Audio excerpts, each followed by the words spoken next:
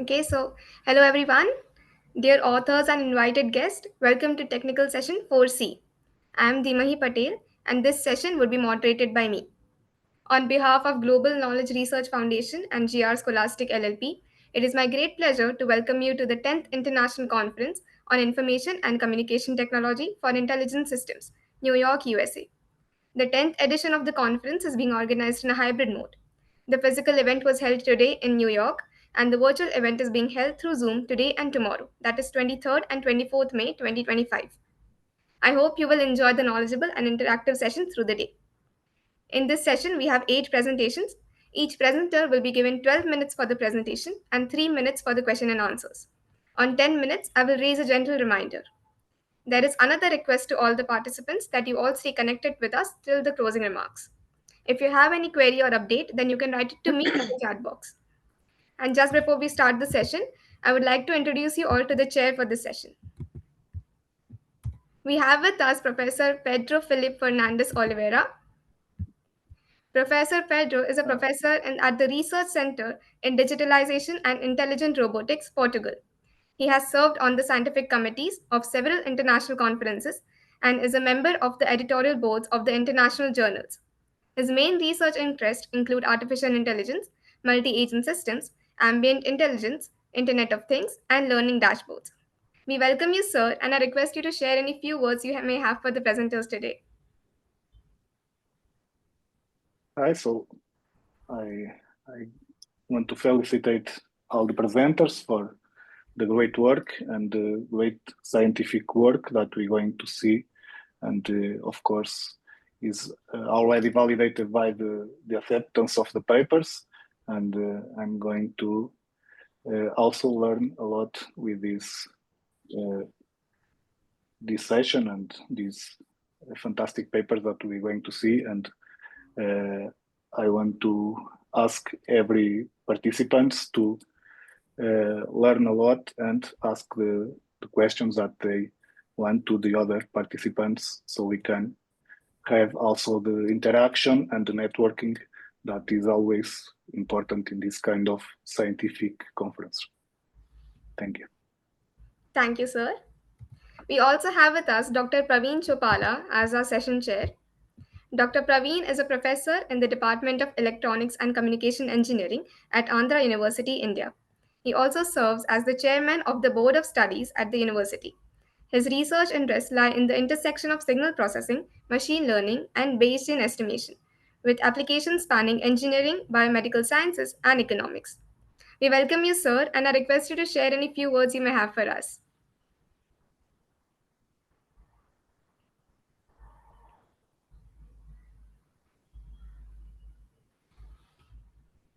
Praveen, sir, can you hear me?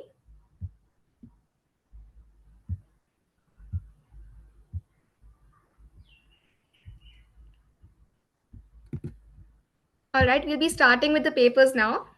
Yeah, a very good evening to one and all. Yes, sir. I hope you are able to hear me. Yes, sir, we can.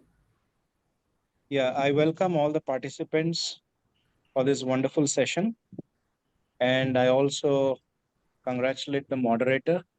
And we look forward to having a very nice interaction on very recent and cutting edge topics of the day.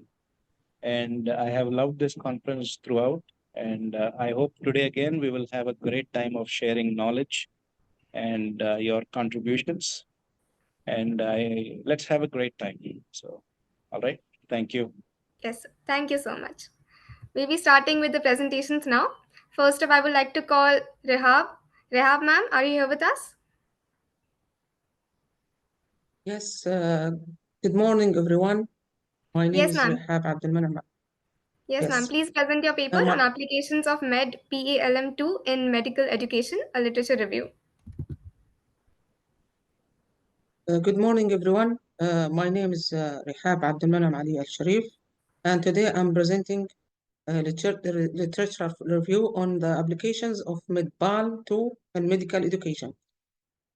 This work explores how MedPal 2, a medical AI developed by Google, can support students, residents, and physicians, especially within the context of the Arab world. The contents we have in this presentation introduction. We will know what's the MedPal 2 and use cases, medical students and medical residents and practicing physicians and comparative model performance and the challenges in the Arab world and recommendations and the last one, conclusion.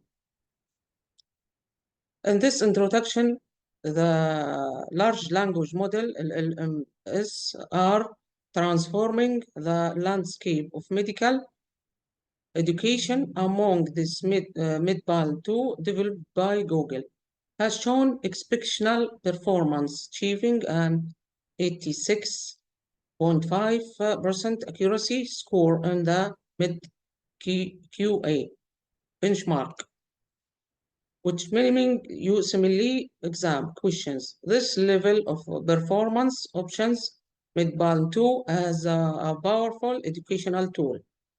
The focus of this review is to evaluate its use in medical education for students, residents, and professionals, especially in Arab contexts where digital learning is gaining traction.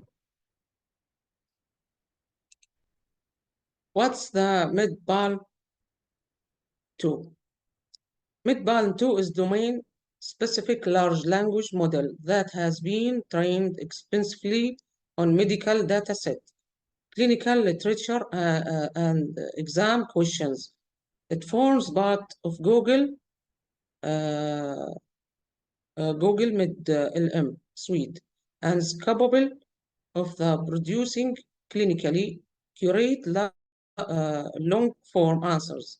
It supports applications such as real-time answer question systems, virtual clinical simulators, and intelligent tutoring.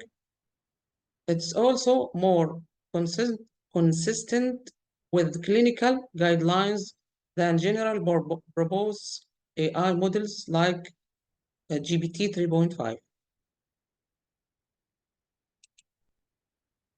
Use cases medical student for undergraduate medical student. MedPal 2 functions as a digital tutor. Some fail difficult subjects by creating analogies and examples suited, studied to the student's level. The tool can administrator interactive quizzes with the immediate feedback, helping students understand and reinforce key concepts. It also simulates patient interactions, offering a safe environment for students to practice clinical interviews and improve diagnostic reasoning early in their education.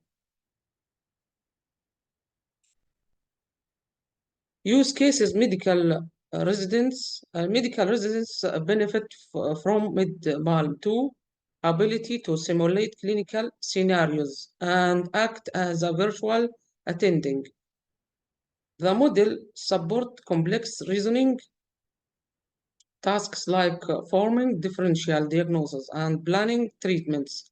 During clinical skills labs, it presents involving case details that challenge learners to adapt and respond, replicating real-world diagnostic environments.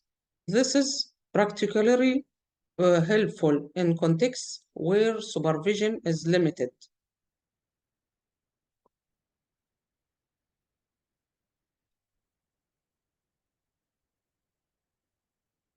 Use cases practicing physicians use MedPal 2 to stay current with clinical guidelines and new research. The model can quickly summarize journal articles and translate medical information into simpler language for patient communication. It also supports continuing medical education by delivering evidence-based recommendations and participating in case discussions, therapy enhancing peer learning. In this slide, we have a comparative performance in LLMs and medical education tasks. We have here Medbal 2 and ChatGPT 4 and Biomed.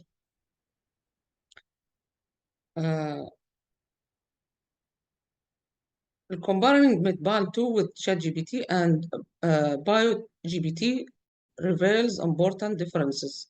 Medbal 2 excels in diagnostic reasoning and patient simulation, while GPT-4 shows strength in generating assessment materials. BioGPT also focused on biomedical literature. Lacks performance in clinical applications due to limited reasoning capabilities. These insights are drawn from studies conducted between 2022 and 2024. Here we compare Medbal 2 and ChatGPT and BioGPT. Medbal 2 score highest in the diagnostic reasoning and patient simulation, and GPT is strong in assessment creation, while BioGPT, although medically trained, is limited in educational adaptability. These results come from, like I said, 2022 and 2024. Opportunities and challenges in Arab world. In Arab world presents several promising for implementing Medbal 2 can promote educational quite by reaching underserved regions with limited faculty, supports curriculum by shifting from passive to interactive competency-based learning. Simulation tools can be especially useful in areas affected by conflict where patient access is limited. Additionally, regional collaborations could facilitate Arab languages adaptation.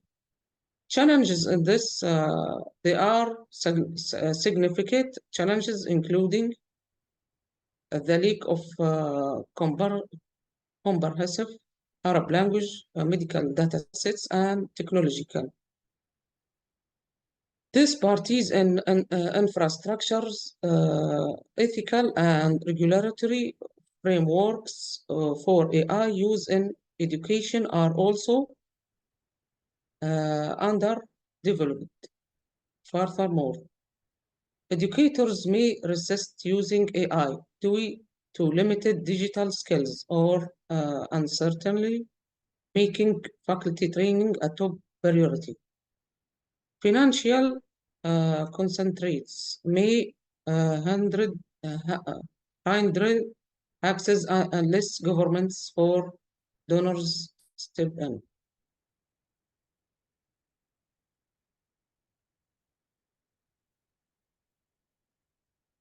Recommendation to integrate Medbal 2 responsibility. We recommend 5 actions. Number 1, embed AI training into medical curricula.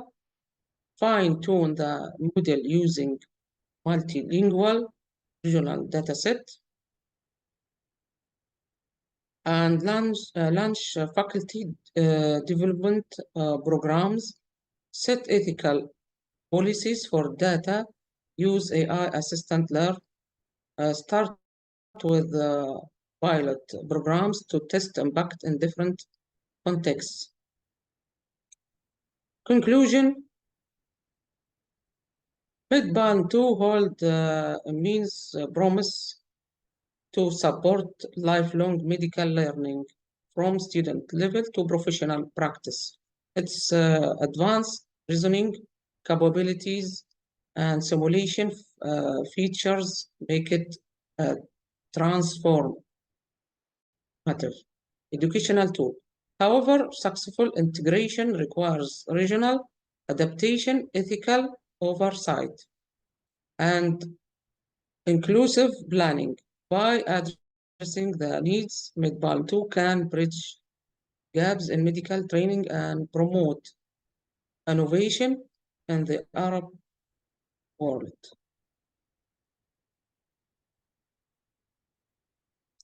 Thank you for your attention.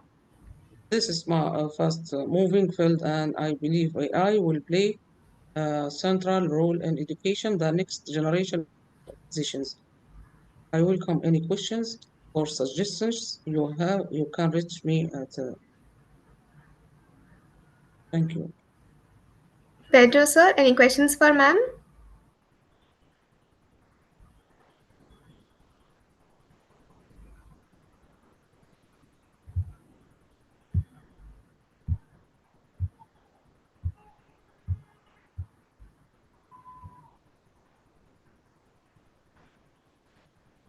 I repeat, Pedro, sir. Yes, I can ask a question. So about the chatbot, what is your understanding that is difficult to train the chatbot with this kind of domain? Is easy to update with new knowledge about the medicine? What is your expectations about this? So if in 1 year we want to update the knowledge of the chatbot with new insights, with new learning from the literature and the scientific part of this kind of domain.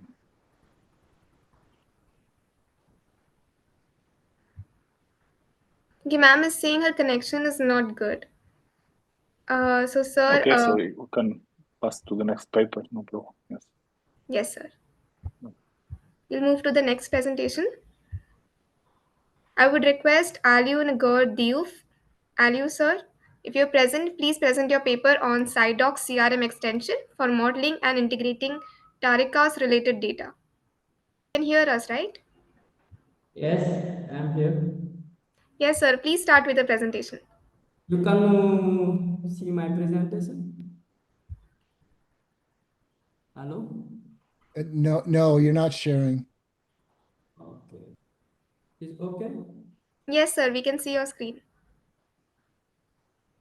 Good morning, everyone. My name is Alingo Diouf. I am a PhD student in Senegal at Cheikh Anta Diop University. Today, I am present to you my paper intituled SIDOX extension for modeling and integrating TARIA related data. The outline of my presentation is as following. Firstly, introduction, the ethic of R and the set and principle of design, resultant in discussion, and the last is conclusion and perspective. Senegal is a home a several tariqa like, for example, Muridism, Tijaniya, Hadriya, or this tariqa is play a major role not only in the religion, but so also on the social and cultural life. Here, the measure of you see here the challenge is the dispersion of the information of the tariqa, like the fragmentation of knowledge the description of in transmission and the limits access for the research and the young people. Donc, to address this limitation, we will propose ontology named Saint School Ontology. Donc, here in the step of R, donc, do contribute in Sidoxeren as a standardized ontology for KG heritage. Donc, this objective and register is facilitate to integration of exchange and transparent mediation of heritage data. Is the related to the project provide a strong concept foundation to structure the information about the tariha. And NEPI analyze the information model of for the heritage data. Donc, his objective is to describe the concept of precision and formal structure of SIDOCs in culture documentation. The importance of the SIDOCs CRM is effectively query and export the fragmented data. The Faria present of contributes to present of the culture entity using SIDOC. This objective is to modulate the ability of to cover the persistent and temperate entity like object, element, and people. The relevance of the process is support to use Sidox CRN to model of story and social dimension of the Sufi pro. Donc, Sidox official development of the Sidox model to create a common language between the heritage experience and the developer promote interoperability to the step and the principle of the design. Here is the design is firstly is the layer application layer. Here a user can submit a query to access in the data and where is the data processing layer.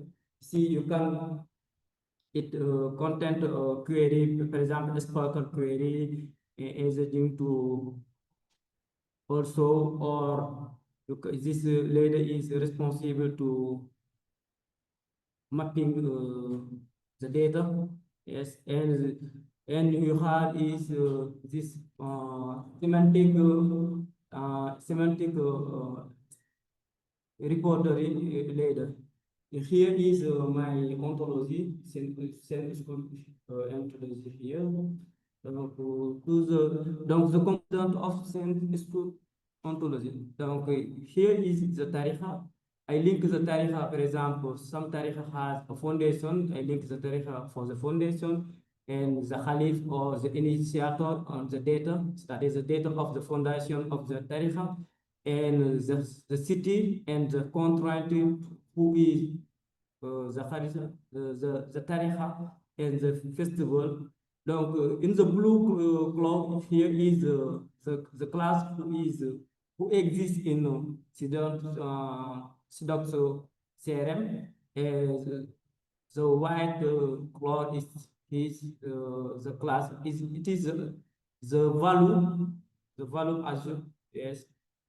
Donc, it is the component of school ontology.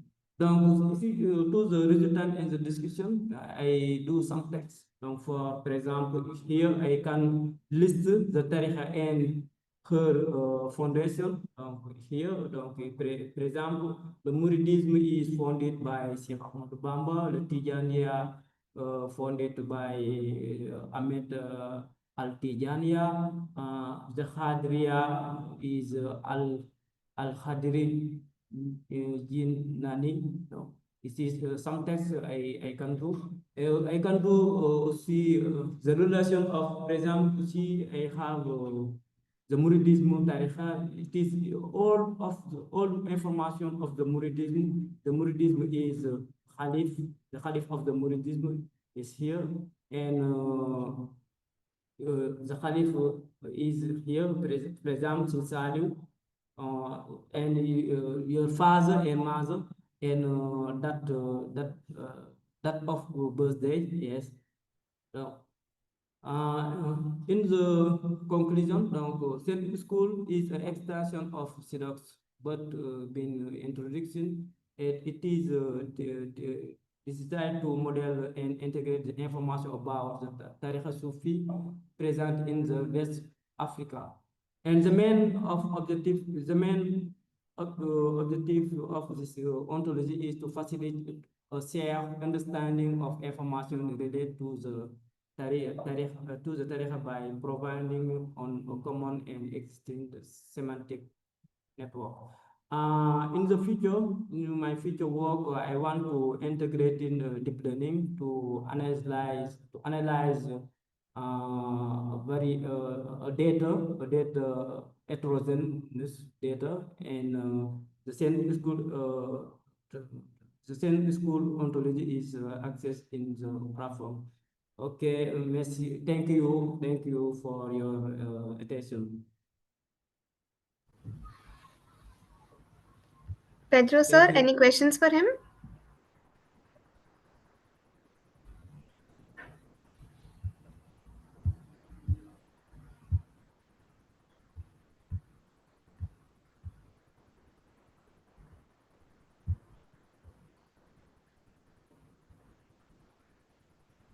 Pedro, sir?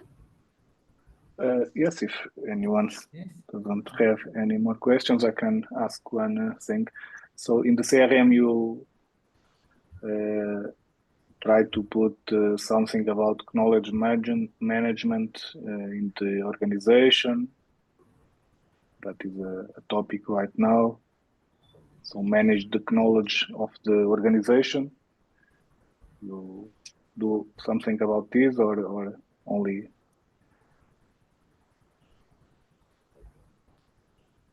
Can you repeat your I'm asking about if you put something and modeling something about the knowledge management, so the knowledge management of that the organization has and have. I don't understand your question. I don't. You can you reform it?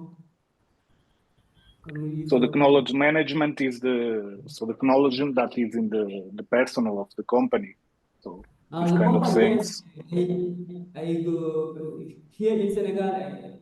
We have a company like IFAN. They are historian. I go to talk about the historian and the expert or who work in the domain, and you can do some change, and I do the model, yes, the model management. Yeah. Okay, very well. We will be moving with the next one now. I request Tony Tani sir to please present their paper on From Visual Knowledge to Discovery, leveraging bibliometric analysis with visual prompt engineering to explore AI's value in business ecosystem. Tony sir, are you here with us? Can you see this now or not? Yes, sir, we can see your screen. Okay.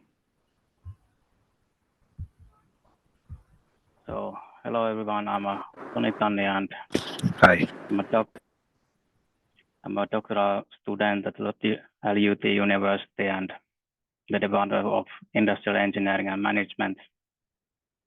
So, this study serves as a foundational background check for developing kind of my dissertation or research framework. And the idea here is that this is part of my doctoral research and on how AI and particularly Gen AI and visualization shapes the value in business ecosystems. So there's plenty of AI research, but few studies ask how does AI practically impact value creation across business ecosystems.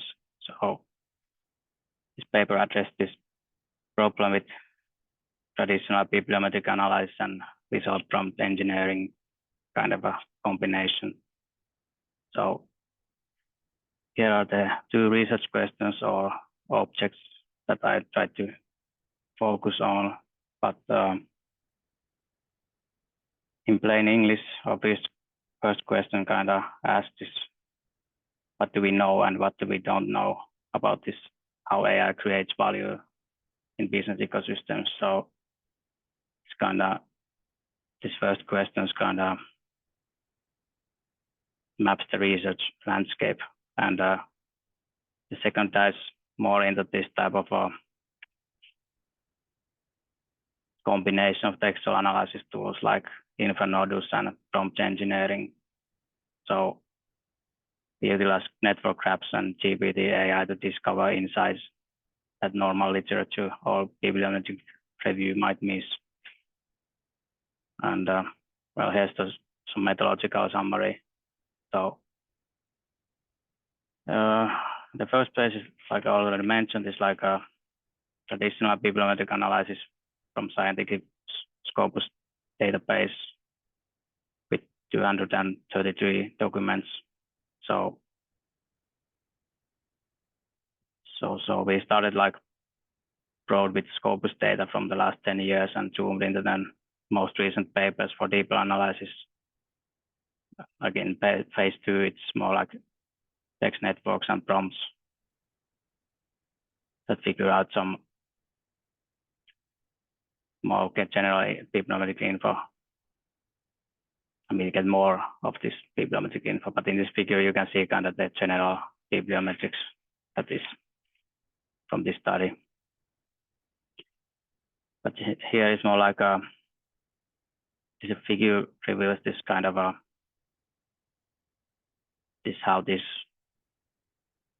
main studies kind of connect, or main authors and affiliated countries and research fields kind of connect together, and where I should focus. So I think on the left, I think, well, of course, you see the European-centric focus here, but also what I'm more interested in is this type of like, on the right side, I think these are the focus themes I use for the frameworks that combine these perspectives. But you can see a lot of like core themes are more like this. So I think nothing more about this. And here are these occurrences of this data. So as we can see, this AI is kind of the main answer. There's nothing new that is central hub here. But I think one surprise is this business model focus here, that I didn't actually look for it, but it kind of appeared here as a, well, now, of course, now it's kind of it's more logical. But yeah, I think it's more about like a lot of papers where like link this idea of AI being reinventing like business models and for this innovation studies type of a thing. But then why and what is visual prompt engineering? Of course, there's some studies about it, and I think it's more like another thing was this novelty aspect there that I tried to give to this study instead of relying on the textual summaries. So we use this visual network tool InfraNodus to see how these concepts relate structurally and helping to see this surface or hidden themes behind the surface. And like from this last section, from this traditional bibliometric analysis, we kind of mapped in the visual network using this infranodus, and that then use GPT model to kind of analyze this graph and generate more insights of this. And this kind of process flow that goes like deeper and deeper. So like you all probably have seen, Gen AI is very good at generating information. So, and most of the time you can't be really sure that if the things are made up or, so I think the visual kind of interaction could be possible tool to tackle these type of issues, like providing more control to this flow. We can actually, this textual analysis, the co-occurrences, we can actually control the flow more properly. And of course, the token overproduction is still issue that we can see also here. But yeah. And if you think of this more about this detailed explanation of this process. So this is like a general level process. So we can see like the sensor mix of like human reading and visual mapping, and then generative AI interpretation by repeatedly kind of adjusting these prompts.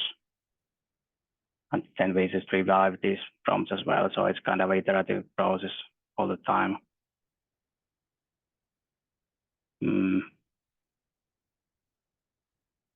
This process also mimics this how future software could function. I mean the framework, and in practically it could be a software. But now in scientifically it should be like a sort of a framework first. But yeah. And if we see more like these benefits and implications here, I can say that like mentioned, this is not really this yet the frame. Well, of course I didn't do anything on, I mean didn't do coding or anything kind of in this situation here, but it's more like a research bedrock and shows how we can move forward with this dynamic framework that integrates AI, valuable logic, and visual tools. There's some limitations or other things to consider. So I would say that, of course, we used quite relatively small data set here. It's like 15 to 60 abstracts, and for this infranodus and GPT analysis, of course, they were very focused, most important abstracts and papers. So that was enough to find patterns, but it does mean that the insights are more exploratory and exhaustive. So even though we use GPT to generate insights from these network graphs, it wasn't necessarily automatic as well. So there's a lot of human interpretation and to filter out this noise and decide what's actually important. And but yeah, I don't know. I don't always think it's not necessarily a bad thing, but it's like kind of mix of if you want this control and to be sure what things are kind of usual and true. But yeah, and also like mentioned, this is not necessarily comparative analysis with other LLMs. So the goal is more like generate useful visual insights than through no technical evaluation. So it's more qualitative by design. But there's some next steps future research we could think of. So I think my aim is to expand this to into a real framework or like a prototype of a possible software kind of a solution. And then future work could include like a real-time LLM comparison, like and visual knowledge graphs. show model behavior differences, but I don't know is it necessary that meaningful at least yet. But in the future, it might be useful. But in general, I hope this study evolves into practical approach that organizations can use to harness AI in their own ecosystems. But yeah, that's all I can say now about it.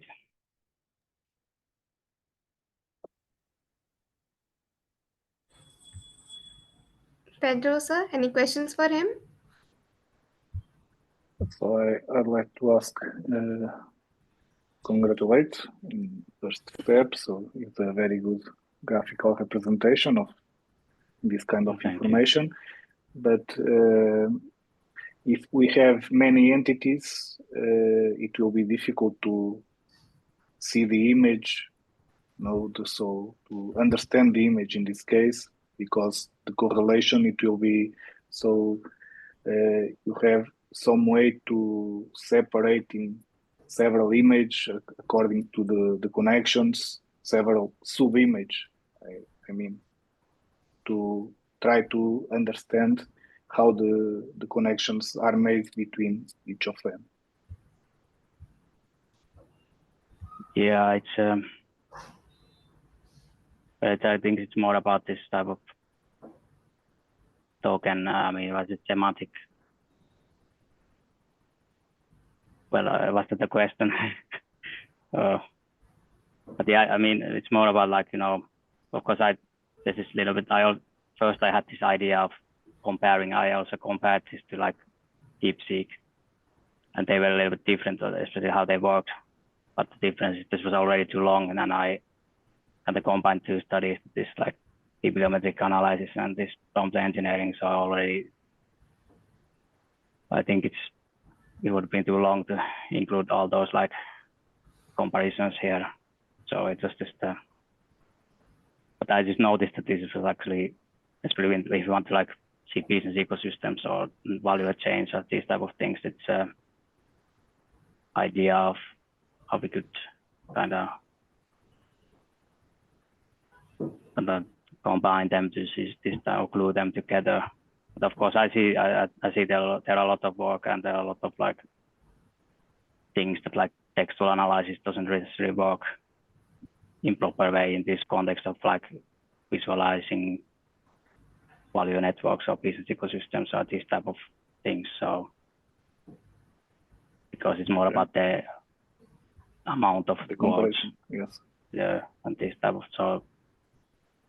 But I think but this is like a forward to this type of, if you talk about agentic workflows and this type of, so there's a lot of things that could kind of do a lot of things together. So that's what I think that's one possibility. Okay, thank you. Praveen, sir, can you hear us? Yeah, can you hear me now? Yes, sir, we can hear you. Yeah, good presentation, but just one small query. So how do you handle queries?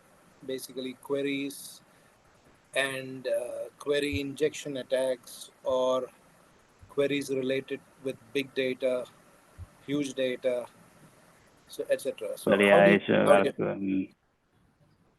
yeah, of course, in this case, I don't think it's necessary.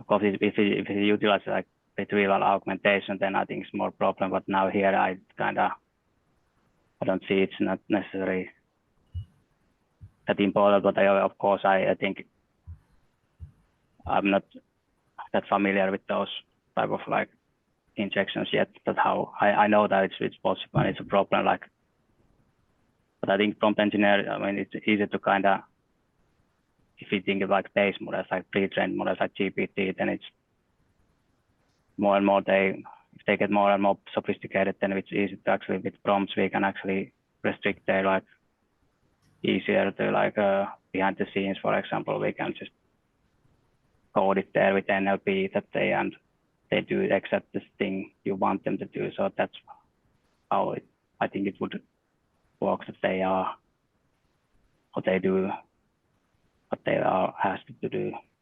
But yeah, I know it's especially if we have our own databases and own data set, then it's a problem if how do we kind of restrict this behavior that they don't provide anything. Okay. I'm done. Thank you. Yeah, thank you. Thank you, sir. Now, next I would like to call Saida Sohail. Saida ma'am, please present your paper on integrating privacy with process mining for an efficient business workflow, a case study. Thank you so much. I cannot show my video. Did you? Okay, let me. Okay, can you see me? Yes, ma'am. Okay, I'll just start my presentation. Yes, ma'am, we can see your presentation, but your voice is not quite audible to us. Okay. Is it better? Yes, ma'am, now it is good. Okay, perfect.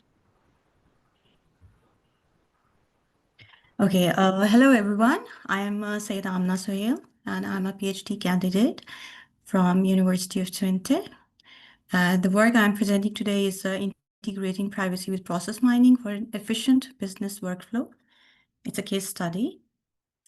Today, I'll be first briefly talking about the intro of the paper, what this paper is all about. Then I'll briefly mention the key terms that will include process mining, privacy by design. Then I'll talk about motivation objective of this paper, our approach and methodology. And then I'll show some findings with the process mining and prompt tool. And in the end, there'll be conclusion. So this is the paper, which is basically about, it presents a case study in a nutshell where process mining is applied to 5 real-world event logs of our industrial partner, who is a commerce platform as a service provider. And that case study was performed to expedite their business process by reducing their waiting times and minimizing multiple customer interactions. And simultaneously, we also looked at the dilemma of privacy utility trade-off by ensuring that the event logs must adhere to the measures of privacy by design without compromising the event logs utility. So first, I'll let you know what process mining is about. Process mining is an amalgamation of process science and data science. Most of you must have heard about data science, but process science is basically an umbrella term for a broader discipline that combines knowledge from information technology and knowledge from management sciences to improve and run operational processes. Process mining combines traditional model-based process analysis with data-centric analysis techniques. Here you can see that process mining is both data-driven and process-centric, using a combination of event data and process model. It models a wide range of conformance and performance questions. For example, here in the picture, you can see when it's data-driven, it answers questions such as why are these cases late? By case, we mean it can be a person, a customer, a client who is given a service or a product. So we can identify with the usage of process mining that why those cases are late. Where are the real bottlenecks according to the data, and which resources, by resources we mean the employees or the people who were performing the task or people who were providing the services are overloaded. And then simultaneously, we also look at the whole end-to-end process. And by looking at the business process, we answer the questions such as how often the normative objectives of that business process are violated, which activities are often skipped, which activities are more frequent, questions like that. We also, while performing that case study, in order to expedite the business process of our industrial partner, we also looked at privacy by design measures. If you have a look at this picture, you will identify that when when any third party gets involved in process discovery and process redesign of their partner, they have to undergo certain GDPR-related compliances, which include these multiple sub-measures. The rectangle I have drawn here are the sub-measures that we had to stick to.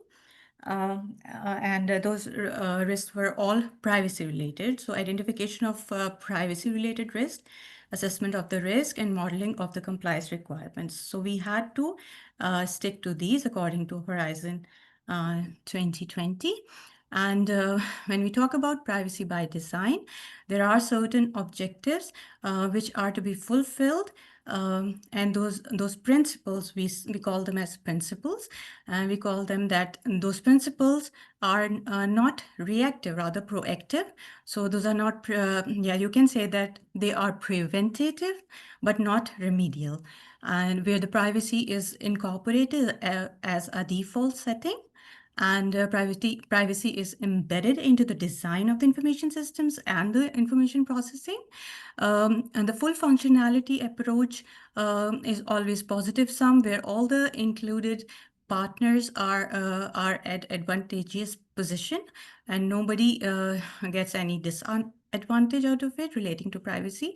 And it is always end-to-end security, and it's always based upon visibility and transparency of the data processing, how it's stored, how it's utilized, how it's processed, etc. Our objective for this case study was specifically to identify bottlenecks of our industrial partner that were time consuming for them. And for us, it was more important to ensure that, that our whole information processing, the storing, information processing, analysis process, every activity was as per GDPR compliant privacy by design measures. And here you can see that how, as a process analyst, we proceeded. First, we attained the event log by pre-processing. Then we started their process discovery, business process discovery, we call it, and then we identified their bottlenecks. We evaluated our findings with their domain expert, and we enhanced process model, and then there was process implementation or a redesigned process implementation on their part. Our business partner was Keenan Roads. Keenan Roads is a pure play commerce platform as a service company, and they are a dedicated team of platform specialists and partner success managers. And they help their partners scale their subscription businesses. At the top right of your screen, you can see that they are serving in more than 25 countries, and they have more than 10 years of experience. The methodology we utilized was based on Farnek et al. 2015. This is called Process Mining Project Methodology. We initiated with the planning where they provided their requirements. Their goal was to expedite their business process, and our goal was to ascertain what they wanted or provide the solution of their problem, but also make sure that our process mining was privacy enhancing. So first we did planning, then we designed research questions, then we provided certain guidelines that to what level and what kind of data we require to perform the process mining experiments. And they made sure that they're, of course, they are already in the business and they know how to comply GDPR or general data protection regulations. So they listened to our requirements and they extracted their event logs into in total 5 event logs. By event log, I mean data sets. But those data sets are end-to-end processes of each client. So there were in total 5 event logs, and 4 of those were project specific, and 1 was their normative template based. So we gave them some instructions what to include, and the whole process of data or event log extraction was making sure that all the measures of privacy by design were met. And what were those measures? I will just briefly talk about those later in this presentation. And then after that, I as a process analyst had to uh, do the process discovery and conformance checking of their event logs to identify the bottlenecks, to let them know where they are, where the delaying activities are. And after the evaluation or by sharing the findings with the domain expert, they gave us some insights, and based on those insights, we provided them some process redesign measures, which they included into their template, and that's how their business was redesigned based on our insights. And so here you can see what are those privacy by design measures. These privacy by design measures were basically proposed by Manhart in 2019 in the context of healthcare, where he said that that's how privacy by design can be achieved when the data is being shared with a third party. Here we were not dealing in healthcare, but we were, yeah, of course, I was making use of event logs from not so sensitive domain as healthcare, but they are software solution provider, and GDPR is equally obligatory upon them as well. But then I realized that all the four measures that you see in the middle were being operationalized in our project before the event logs were being shared with me. And the instructions were given to them as well, and they were also well considerate of all the measures. The two in at the top are the principles which are being given to the end users, and the two at the bottom are the measures that are being enforced by the controller. In our case, it was skin and loads. So that's why they are not that important. Briefly, I can tell you that by minimize, we mean that when we have one big event log, we can just minimize it by extracting only formal information that is being consistently frequent. So that's how we remove the we not only avoid sharing the whole event log, but we also provide the required information, which should be there for a good analysis. And then we separated the event logs into subcategories. In this way, also we ensured privacy. We abstracted the event logs. By abstraction, we mean the information we got when we made use of that event log in PROM or in DISCO. That information was further abstracted because all those miners make use of very little information which is important in the event log. And all the names of the clients and of the projects were hidden. They were given pseudonyms. That's how it was done. Here you can see the events log, the specification of the event logs. You can see that each project was given different name, and these stats I achieved after receiving the event logs and after I reattached all the disintegrated event logs together. So that information only I could achieve, not anyone else, because I had all the clues which subcomponent belonged to which subcomponent here. By case, I would just let you know which each of this term means. By case, I already told you it's about, for example, one client throughout the process. By event means one activity. Events completed, like activity which were completed from the events. Event class is each class which deals with one event. For example, when the request is received, this is one event class. A trace has a number of events in it. So each case has a unique trace to it.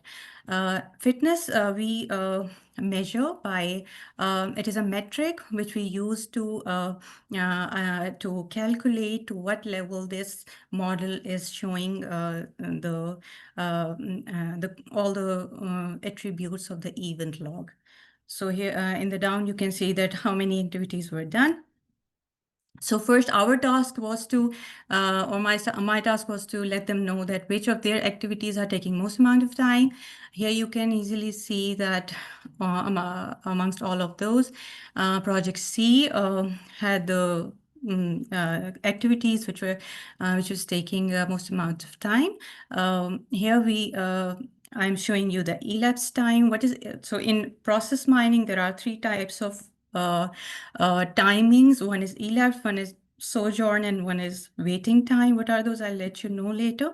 But here you can easily identify which project was consuming most amount of time. And then I just focused on Project C to identify why and where they are consuming a lot more time than others.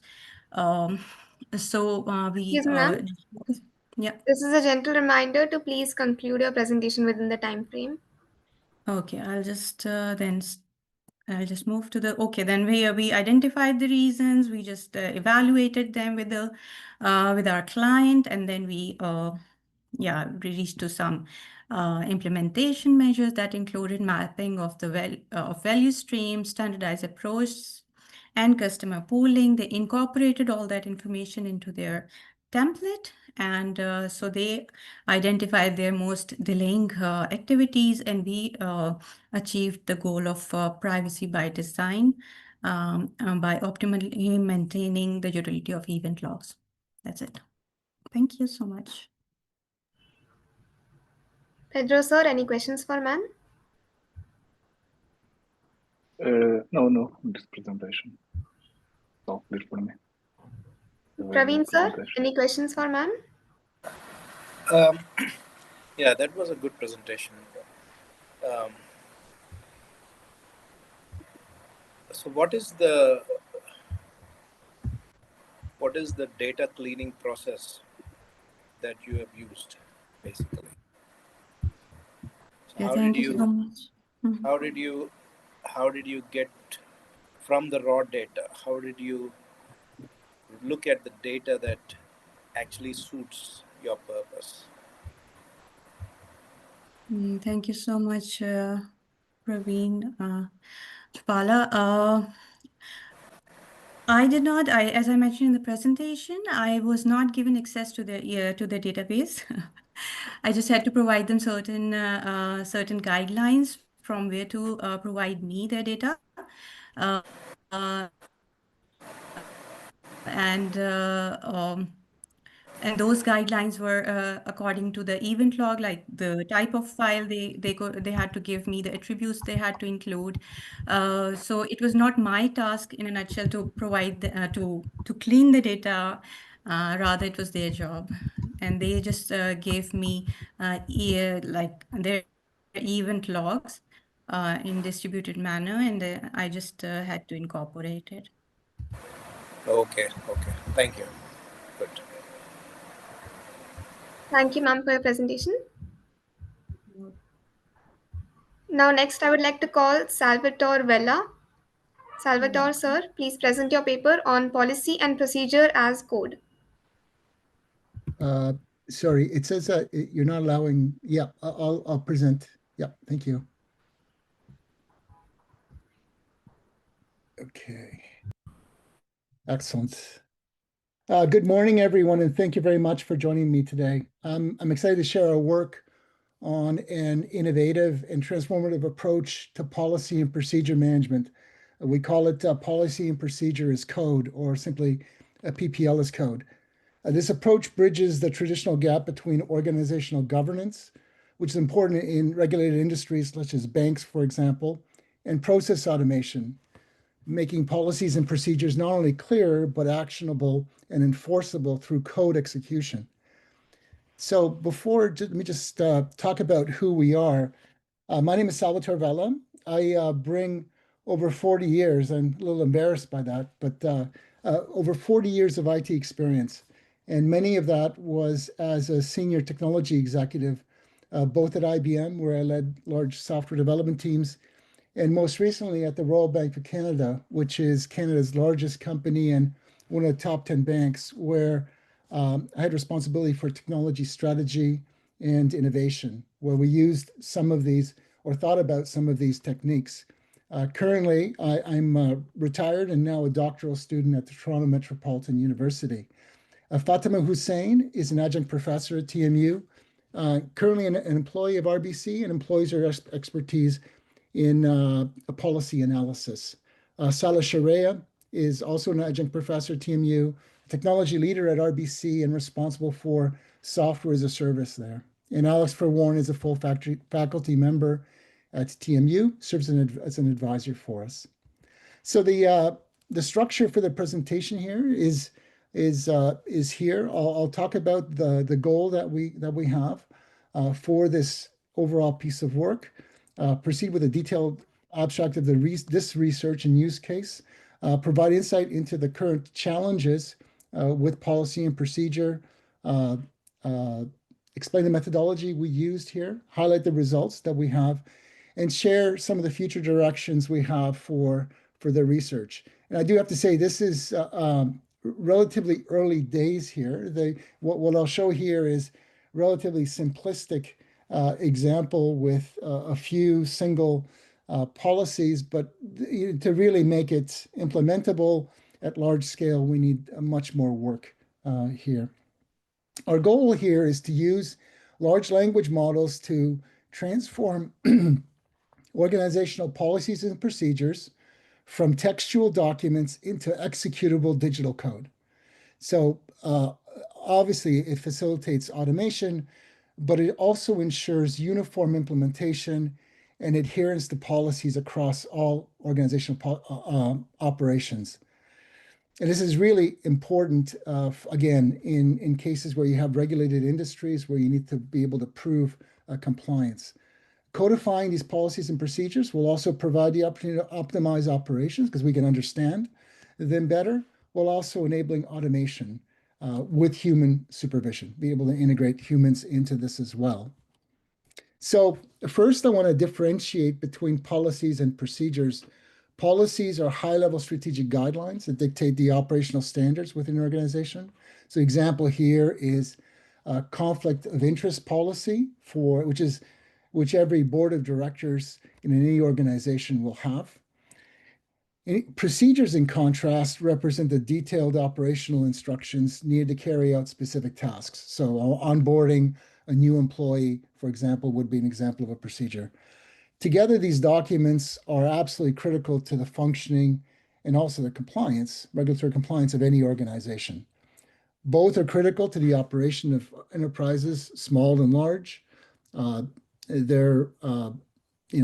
Policies may also have best practices associated with them. So there's a way to be able to check whether your policy adheres to best practices to be able to make sure it's correct as well. And I'll show here what we've done to be able to improve those. The procedure, on the other hand, is more specific to the organization and references specific tools. So Salesforce for customer contact, Workday for HR, and so on. The problem eventually is that there are many, many of these. There's a sheer volume. And what's shown here isn't that much of an exaggeration of what an enterprise such as Royal Bank of Canada has today. They have many thousands of individual documents that describe policies and procedures. And many of these are intertwined and need to work together. Obviously, it creates a number of critical challenges, identifying what policy is relevant for every situation, ensuring consistency, because these are not static, these are live and will change over maybe not on a weekly basis, but certainly on a quarterly basis. There'll be some amount of update of many of the documents. And then there's the problem of how do we educate the humans who are expected to execute these processes. So a policy and procedure library is the central repository of these documents. And it's often segmented into functional groups. So information technology, finance, and customer service, for example. Now, while the organization aims to improve accessibility and manageability, the sheer size of it and complexity often make this very, very hard, resulting in inefficiencies and compliance risks. And just on, I've talked about compliance a couple of times, but the principles there are very simple, which is two principles. One is say what you do, and secondly is do what you say. And if you think about the size of the policies and procedures, it's very, very difficult for companies to be able to say what they do and say what they do in a coherent way, which then makes it very difficult for them to adhere to those. On a kind of a personal point of view, all of us have dealt with customer service. Think about the last customer service interaction you had, not on a simple problem. So if you call the bank up and ask for password change, that's easy enough. But if you call about something that is more complex, I know I've had personal frustration where I've either had incomplete answers or wrong answers for how to do it. And that's not a people problem. That's often a problem of the information that the people have to absorb. And these policies also change frequently. So even if you have the humans perfectly educated, next week it could change.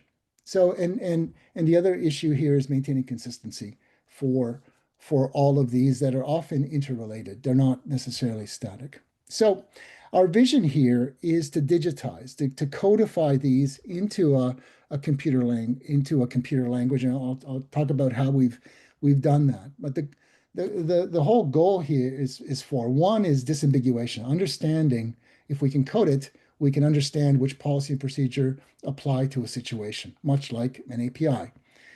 If we can codify it, we can then codify best practices and make sure that we adhere to those best practices. Consistency across multiple policies and procedures and understand how they are related in a codified way. And then automation. If we can specify it, we can automate it. And I'll talk about how we've done some of that and choices for that, integrating the humans as well. And certainly, given at the state of progress of large language models, you would want humans to be approving changes at least, and then be integral parts of others. So an example of a policy here. This is a simple policy. Every board of directors has what's called a conflict of interest policy. This is make sure that you're acting in the interest of the organization and not in your own interest. And it's really a case of here you need to be able to disclose when you might have a conflict of interest here.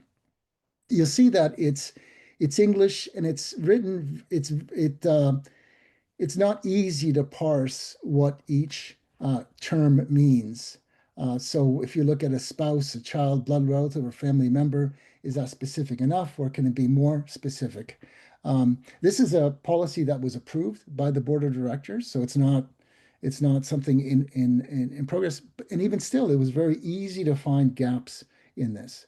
So, for example, there's no resolution process for what happens when there is a conflict of interest that's not reported, what happens in terms of penalties, and so on. So those things, so we have to take that into account. So the process here that we follow, we created a little workflow for these using large language models for a number of the steps here. Ready to dive into a topic that's blowing up right now. We're talking AI. Hang on, sorry. Buckle up. Oh, Luckily, we've got a fantastic article to guide us. Oh, what is it this week? It's from the Journal of Intellectual Property Law and Practice, a 2024 piece Hello? by Arthur Mowan. Hang on, Digging into sorry. the whole AI and copyright intersection. Okay, sounds intriguing. So Dermowan is tackling this big question, right? How does using Okay. Can you see my screen again? Sorry about that. Yes, sir. I'd like to put in a plug for Notebook LM, which you can take articles and have it create a podcast. So I inadvertently started that up. But here's the methodology that we used, right? We take the original policy, we take best practices, And we have an error detection module to detect the differences between those and correct the English. Once we correct the English, we then convert it into code. And the language we've chosen is a language called BPEL. It's an older language, and it was used for web services, but it's useful to be able to represent business flows. We provided a BPEL schema and converted it into BPEL. We validate the BPEL, and now we have the policy in code from which we can generate the English and from which we can go ahead and execute it in code. And we've written a little interpreter to be able to execute the code as well. A couple of examples here. One is here's the simplified BPEL. So we created a little schema. BPEL is a lot more complex than this, but we just created the essential parts. Part of it was to make it easy to read the language as well, the resulting language that we created here. Future work will include looking at, we did explore some other languages for doing this work, but it may be necessary at some point to create a purpose-specific language for this versus taking an existing language and simplifying that. We can convert it into the BPEL schema, and this is an example of that. And you'll see that it basically dissects each of the steps and turns it into steps that can be then executed via an interpreter, which we created. The results here, we've demonstrated the ability to be able to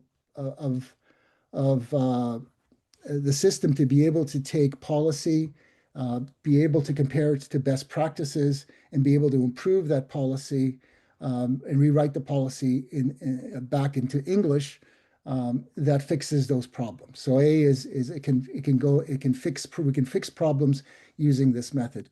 Second, we can go ahead and translate that policy into a language, a computer language a codified language. And in this case, we've chosen BPEL as that language that can be executed with a simple interpreter that we wrote.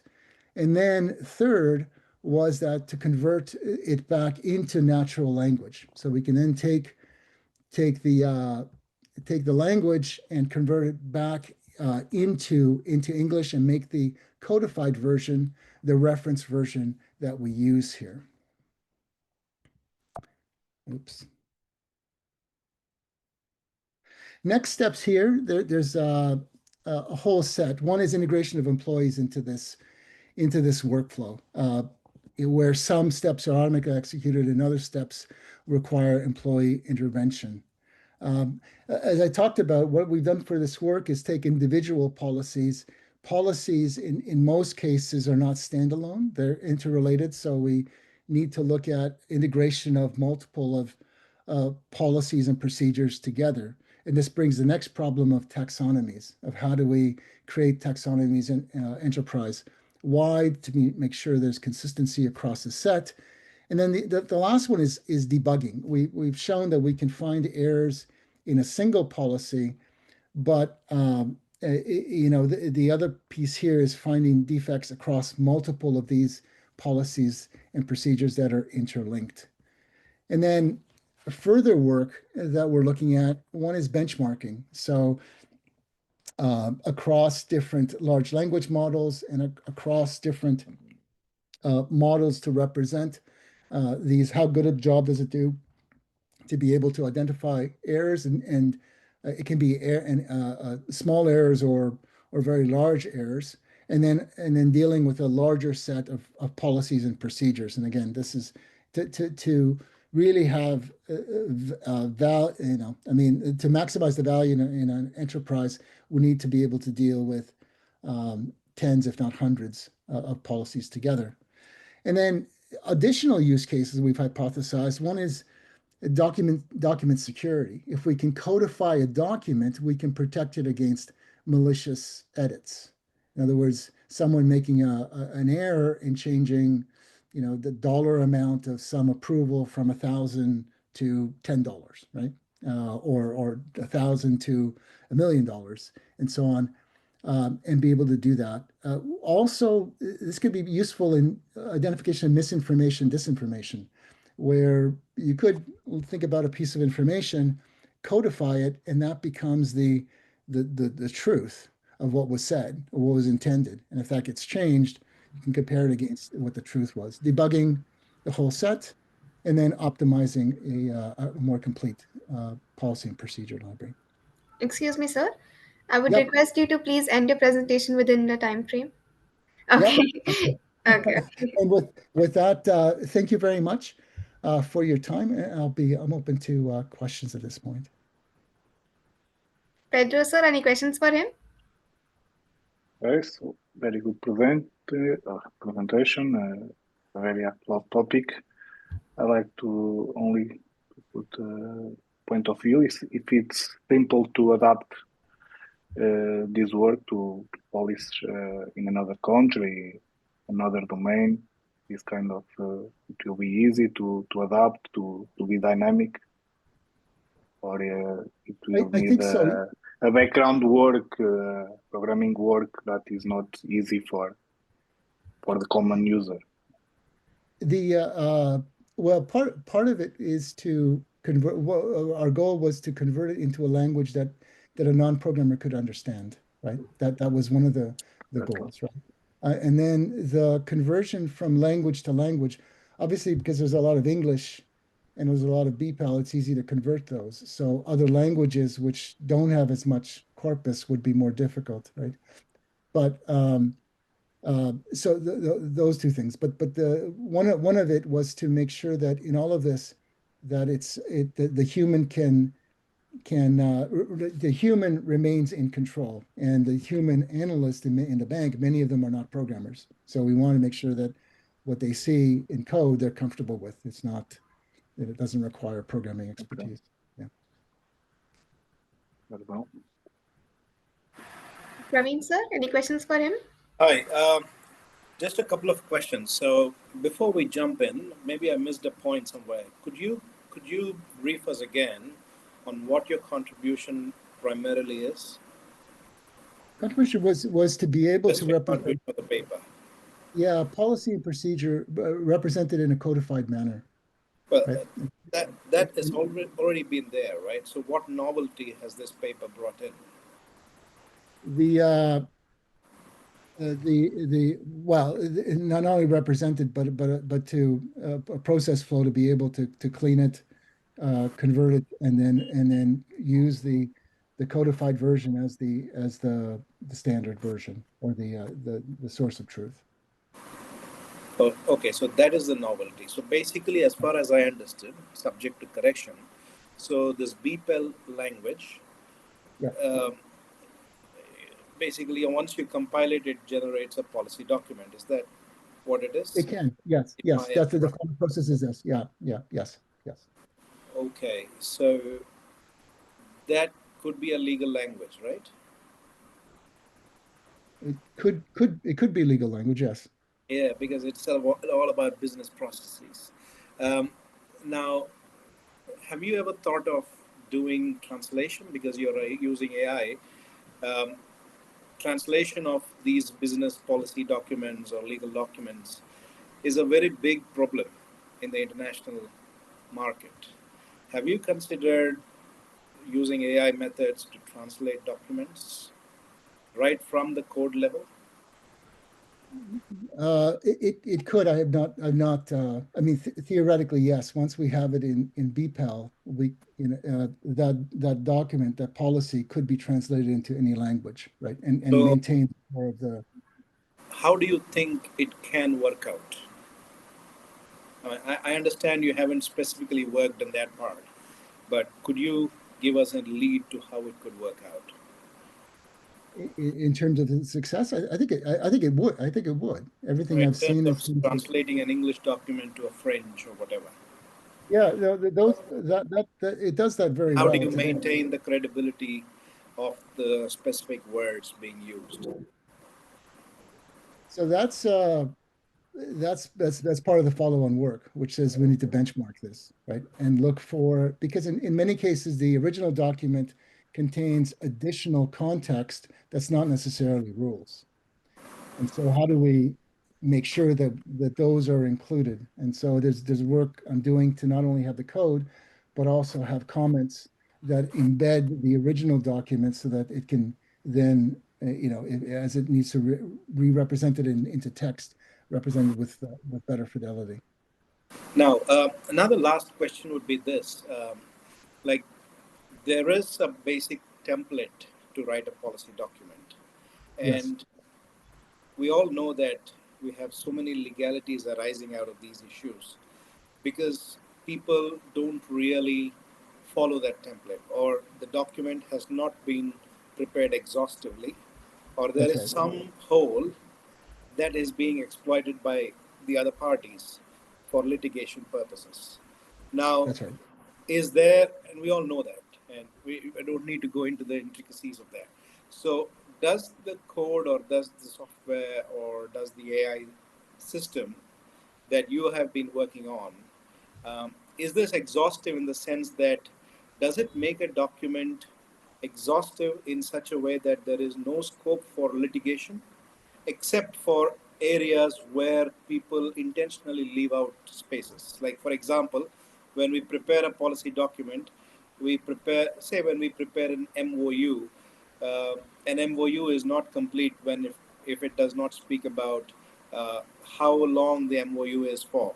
Now, if we are using your code to prepare an MOU, and if I do not specify the duration of the MOU, will the code Right. give me a reminder to plug that item in? Yes. Yeah, so that's the error detection module and error correction. Yes, correct. Error detection. So that iteratively goes through and understands, what the top end, and then for each one, fix that, right? And then you can the issue here is specifying major errors versus, because the LLMs will just be sycophants and give you more and more suggestions. But yeah, Yes. something like the yes, that will do this every time. Now, the one thing that we'll do, so for example, is looking at using the same technology in code to be able to protect a document. So let's say you Yes. have an MOU and it says that only 5 people need to approve, but there's a malicious edit someone does to change that to 1 person, right? You would want the system to be able to not a system to not allow that edit because it violates the rules of the document, which said 5 people, right? So that's yes. So that's not that yet, but the error detection module looks at the best practices versus the original policy and fixes it so that it's the a much better version of the. Great. Thank you. You're welcome. Okay, thank you so much, sir, for your presentation. Thank you. Now, next, I would like to call Sholo Petso Tokobong. Sholo Petso, ma'am, please present your study on segmentation of irregular overlapping particles in X-ray transmission images, classical techniques exploration. Okay, so hello everyone. I am presenting on segmentation of overlapping particles in X-ray transmission images, exploring classical techniques. So I'm a PhD candidate at the University of Botswana, and this is a work in progress on my research. So I'm just going to cover the outline. I'll just talk about the background, which addresses rock particle sorting, X-ray transmission sorting, and then I'll talk about image segmentation of the XRT images. I'll talk about the research motive. I will also cover the methodology and framework that is proposed, and then I'll compare deep learning techniques and classical techniques, and then I'll take you through the initial experiments and results. So,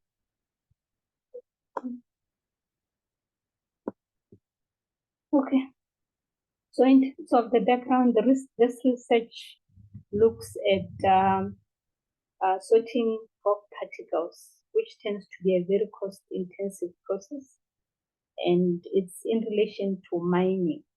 So with the increase in mining scale, manual sorting has become quite challenging and inefficient, which is why they are now looking into the use of bringing in technology. So they are also looking at, we are also looking at waste recovery.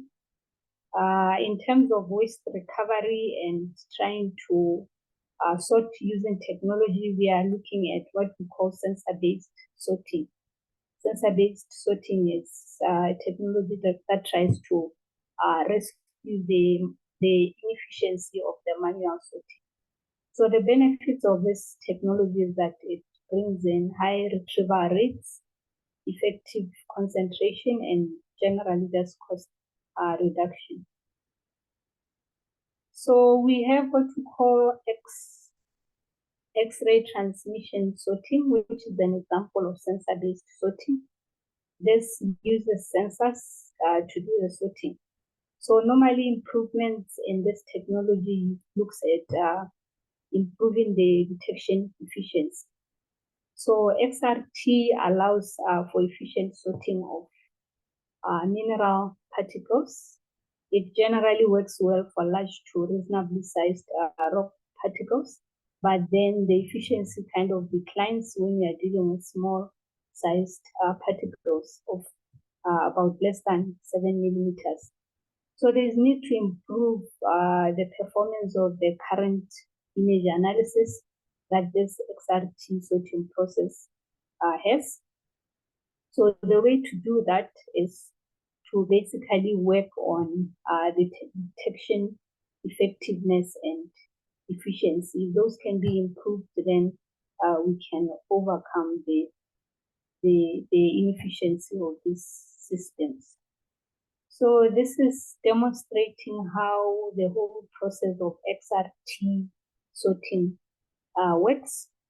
We have stage 1 where we have raw materials loaded, and then stage 2 is where now the raw material goes on to the detection area. And then stage 3, the raw material is exposed to cameras with sensors, and this is where the detection is supposed to take place. So at this stage, the sensors are supposed to use some appropriate image processing algorithms and then determine waste from actual particles that need to be separated from the raw material. So this is where our research is based. This is where the concept of image segmentation comes in. At stage 4, generally once the image processing has been done, there would be injectors that would direct the particles to their right locations, the waste to the waste chamber and the actual particles to the right chamber. So I will introduce image segmentation. Image segmentation generally just refers to subdividing an image into subregions. The idea is to group pixels that go together. We normally do this in order to break the image into meaningful regions for further analysis. So it's one of the most vital yet challenging tasks when we are working with images. Now let's look at the concept behind overlapping objects, which is what our images bring. This concept, if you are looking at segmenting overlapping images, it's applicable in different areas. One of those areas is biomedical images, like X-ray images, cell nuclear images. It's also useful in remote sensing.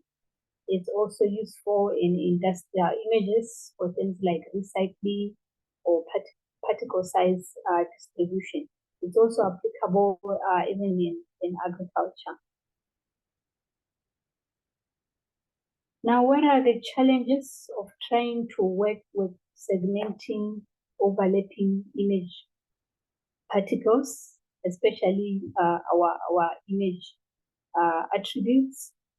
The challenges are that normally there's particle information deficiency from high overlapping. If the images are highly overlapped, it's very difficult to identify the contours because you would have to infer missing parts from the overlaps. And then you find that some of the images are very highly overlapped, which means there's no strong image gradient. Again, it's difficult to identify the specific edges of the individual particles. You also find that the images may have noise, which brings in shadows, and this can result in what we call over and under segmentation when you are working on segmenting them. Now, the second challenge is also that we are dealing with a large number of clumps. The images are overlapped such that you have maybe 3 or more particles in a clump, and this brings in large number of variations in pose, size, and shape. The third challenge is that we are looking at irregular shapes and various sizes. A number of research or literature on this normally look at maybe where the shape is well known and you just know the shape that you are dealing with, but if the shapes are irregular, then that also adds to the challenge. And then again, size, the shapes may be irregular, but then the sizes may be similar, but if the sizes are varying, again, that brings in challenges. So the research motive is just to try and find a pipeline or a solution that would address those challenges, looking at our data set and the attributes that our images have. So our images are coming with these attributes. Some are highly or loosely overlapped. Some are regular sized. Some have different sizes, but still on the same image. You find that the particles may be of varying sizes. And they may also be of varying shapes. So with this, when you are segmenting them, the whole process is subject to over-segmentation, getting false positives, or under-segmentation, getting false negatives. So these are samples from our images, from our data set. You can see the highly overlapped particles, as I said, different shapes, different sizes. In the same image, you would have small particles, you would have large, medium-sized particles, and so on. So to find a solution, we had to survey the different image segmentation techniques, from the ones known as classical techniques all the way up to the deep learning techniques. So this table basically just sums up a number of techniques that from literature have been applied on dealing with overlapping particles of similar context to ours. The last column just shows each of the different categories and its applicability in terms of how it can be used in overlapping or how it has been used in overlapping particles. Everything up to deformable, these are normally taken as classical methods, and then the last category, the CNN, are normally taken as deep learning techniques. So the idea is to survey everything, get the pros and cons, and see what would work for our context. The methodology is to come up with a framework that would help us address those challenges. From literature, normally these are the 4 stages that are used to address images with overlapping particles. So we are also following those stages. We are just looking through the different stages and then trying to identify which method would be best for stage 1 for our data, which method would be best for stage 2 for our data, and so on. Because there's no standard solution. The solution is normally built looking at your data attributes. Excuse me, ma'am. I would please request you to conclude your presentation within your time frame. Okay.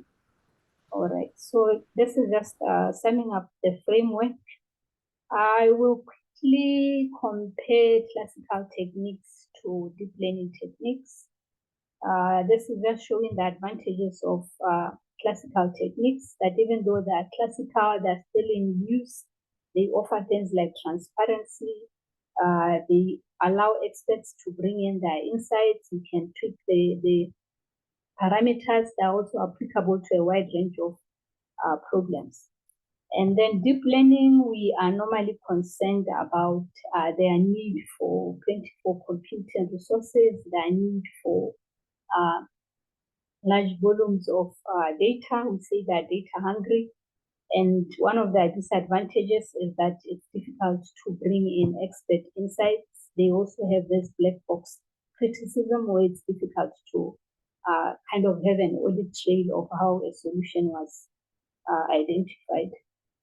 So some literature proposes using both, which is hybrid, combining both the classical and the deep learning in order to get to a good solution. So these are just examples from literature. Because of time, I'll skip through them.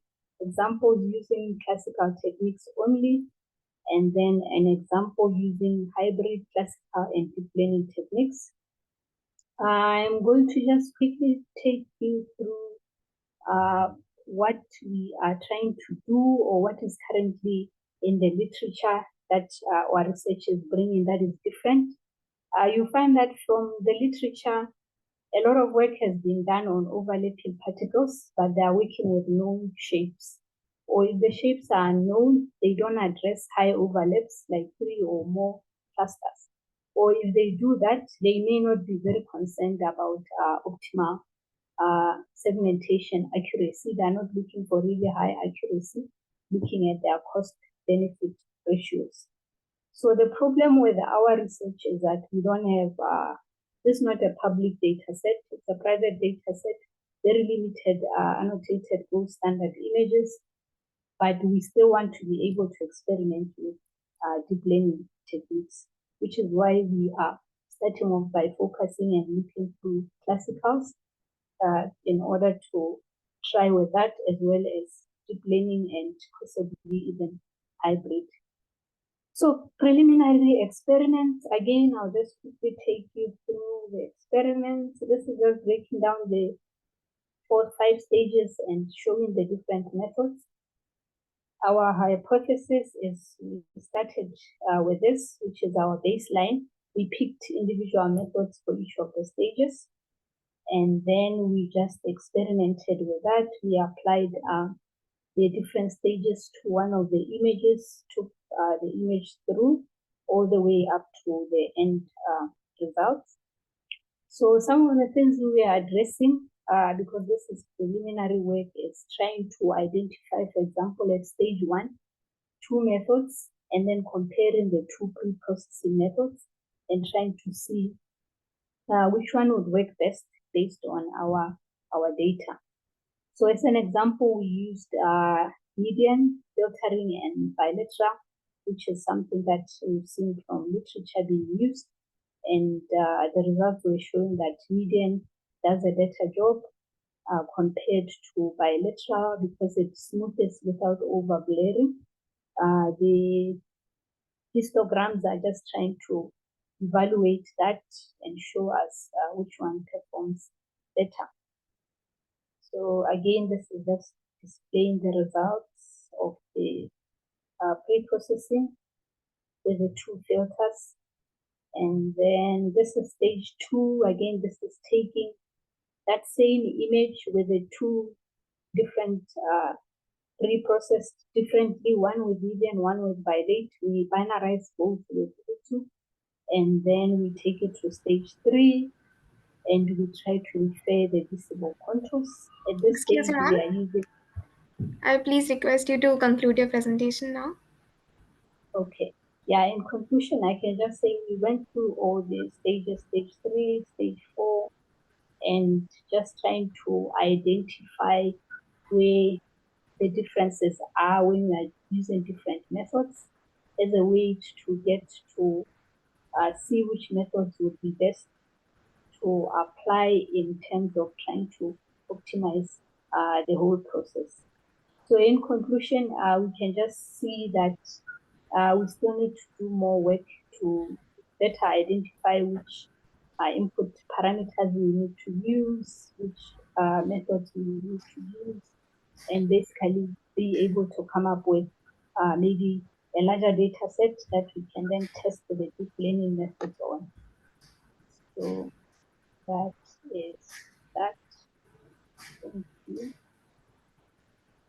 Sir, any questions for ma'am?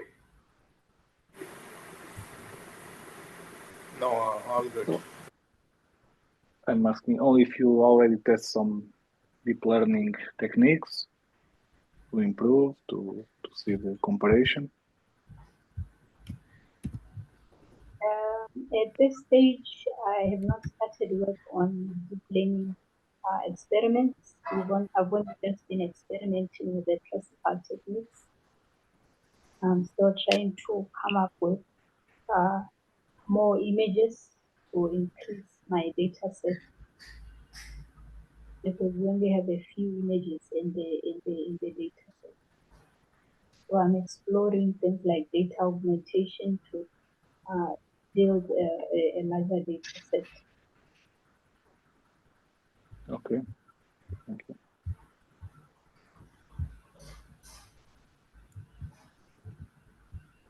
Okay, thank you so much, ma'am. Now, next, I would like to call Amelia Loredana Pop to present her study on students' evaluation in databases and web programming.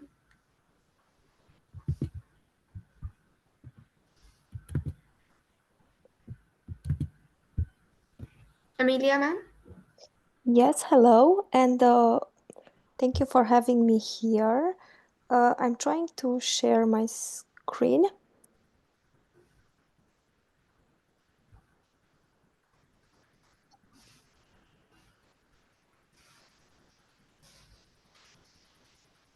Okay, can you see my screen? Yes, ma'am. Okay, thank you very much. I am Emilia Pop. I am from Romania, and I'm going to present you my paper, Students' Evaluation in Databases and Web Programming. A little bit of content about this paper. We have decided to perform this paper in the idea of teaching the subjects, databases, database management systems, which we took these two subjects together because database management system continue the first part, databases, and also the subject called web programming that is actually using the databases. I'm teaching these subjects for a while, and this is why we consider useful to see how the students see our activity, see the contents and what they would like to improve or maybe to take out. As a short introduction, practically we consider the main advantages of the databases nowadays that actually help us to store the data, to manage them, to return to the client everything that we need, and also the web programming that actually is very useful. We use a lot the web pages and practically the ones that use databases in the back. Of course, that for the literature review, we have analyzed also studies of other authors that came and talk also about the teaching methods that they have applied, about the online platform, about all the important elements that have been considered. For example, for the web programming, even if starting from HTML to CSS, JavaScript, and also ending to the hardest one, PHP, Java server side, where different databases have been used. Okay, I don't want to insist on this part because I'm sure everyone knows. Practically, our study has as a methodology and use the rules that have been provided by ACM and also the guidelines by Runson. And our purpose was to find out the students' evaluation to databases and web programming, and obviously the comparisons between these two parts. We have considered the students that have been enrolled in the second year of computer science, both specializations, Romanian and English, that the ones that actually I had the classes with. And this study has been performed at the end of the university year 2023-2024, so last year. And practically the participation was voluntary and also anonymous. We only stored the gender and the line of study to be able to provide useful insights for us and also for future. We perform also the qualitative and the quantitative analysis, referring to the quantity of the questions that we had. More exactly, we had 175 participants, and 80% of them have answered. So we consider that it was okay for us, this percentage. And the qualitative, referring to the fact that the questions actually have been analyzed as we have received them, not modifying them. Also, in the same idea, we saw that the percentage of the students, due to their gender and line of studies, that have answered to our questions were similar to the numbers that we have enrolled in our faculty. For the data collection, actually, the questions have been proposed especially by the professors that have the courses, the lectures, the seminars, and the labs, but also have been validated by the other authors of this paper. Closed questions refer to the gender and to the line of study, and the open ones illustrate the student's point of view and also, let's say, their evaluation in terms of a scale. One for the lower, two for the lower medium, three for the medium high, for the I'm sorry. So once again, the evaluation has been made by the students from 1 to 5, from the low to the high. So they also can give us a good evaluation such that we can perform these results. The main question, as I said, was this one: how would you evaluate the activity on these topics? So databases and database management systems, then web programming, and then the comparisons between these subjects, and also the analyze related to in general, then for the genders, and then for the line of studies. Okay, so if we want to talk about the databases, students were interested about the lecture and about the labs, and also about the interaction that they have with the professors. For example, they have expressed, my favorite part was normal forms and so on. Then we have enjoyed the entire subject, especially the lab and the SQL syntax. So practically they really like them. If we compare for the gender, women were more anxious about the lab requirements, while the men were not so much. For the English line of study, were preferred the lectures, while the Romanian line of study preferred the seminars and the labs. Here you can see actually a statistic related to the evaluation due to that scale from 1 to 5, from the low to the high. So we can see that 69% of the students consider the activity as being high. This was quite good, we can say. Okay. Also, here we try to perform another analysis in which we wanted to see comparative to the gender and line of study, how they relate to this topic. Practically, the low percentage have been given by the male, the high percentage by the female, and the high medium also, female provided less than male. Okay, what about the web programming now? The most important aspects were the interaction and the technology that have been presented to them in the lectures. The challenging aspects for the web programming were the lab assignments. And less attractive for them were the lab errors and the solving of them, because was needing a lot of time to do this, and it was quite challenging.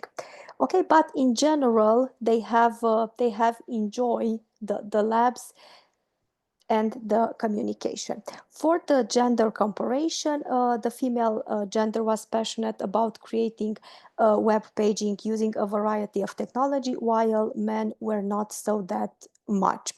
For the line of the study, Romanian line of study preferred the lectures and the interaction, while the English line of study preferred the labs. Also here we have a little bit of evaluation related to the low to high. 62% of the students evaluated the activity as being high, a little less than for databases. Related to the female and the male gender, the low medium evaluation was quite similar. For the medium high, the male provide more, and for the high percentage, the female. Also, so practically this is the graphic. We can see also here the one corresponding to the line of study. As we can see, and if we compare practically the two subjects, we can see are sort of contrary in comparison to the gender and line of studies. Excuse me, ma'am. I would kindly request you to conclude your presentation in the time frame due to the time constraint we have. Okay, thank you. So I just want to conclude with the comparisons. So practically, we didn't have any, let's say, the same aspects in both subjects, databases and web programming. But databases have a higher percentage in evaluation for the students, and the activity evaluation due to the gender and line of study was very different, and opposite to databases and to web programming.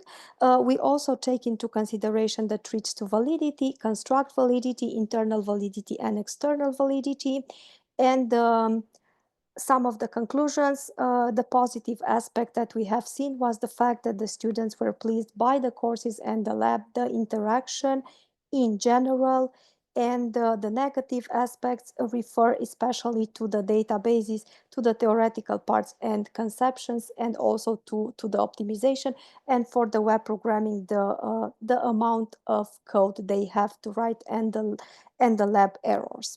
For short, I'm not going to insist. As a future work, we would like to extend to multiple subjects, multiple universities, and we would like also to connect the results with the educational theory. That might bring very interesting aspects. Some references, and thank you so much for your attention.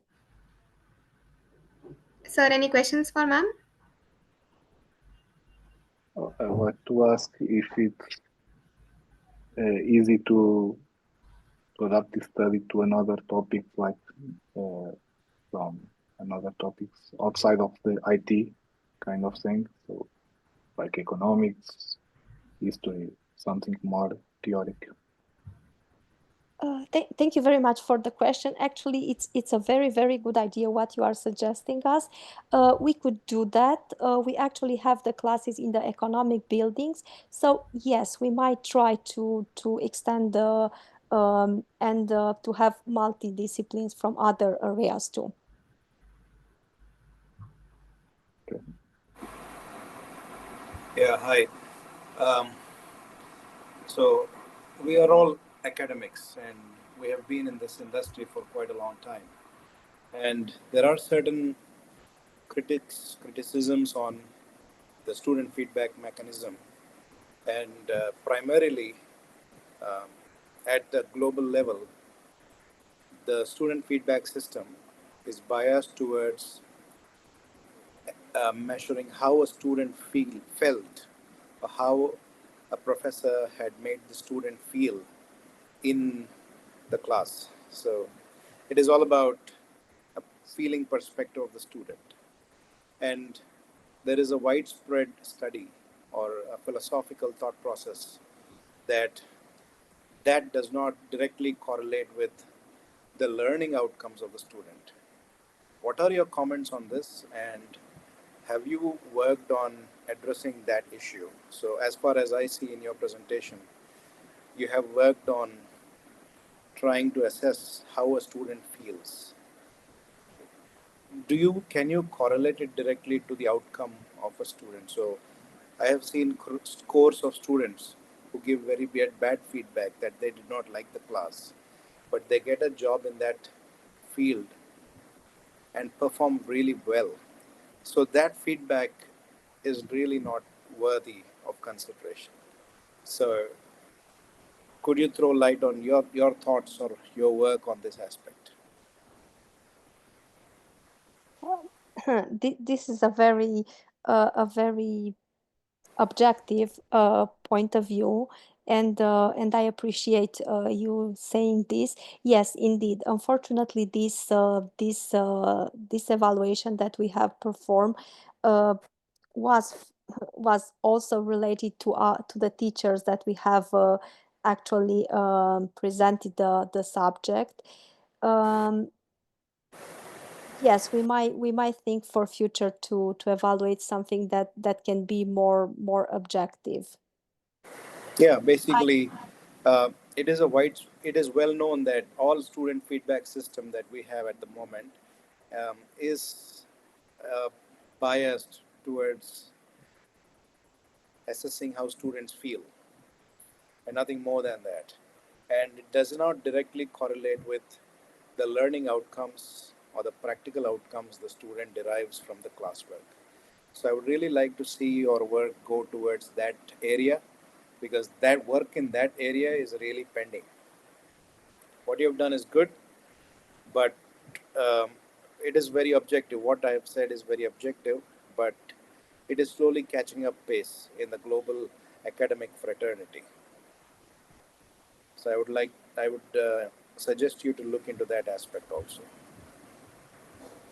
Thank you very much. I will take in consideration.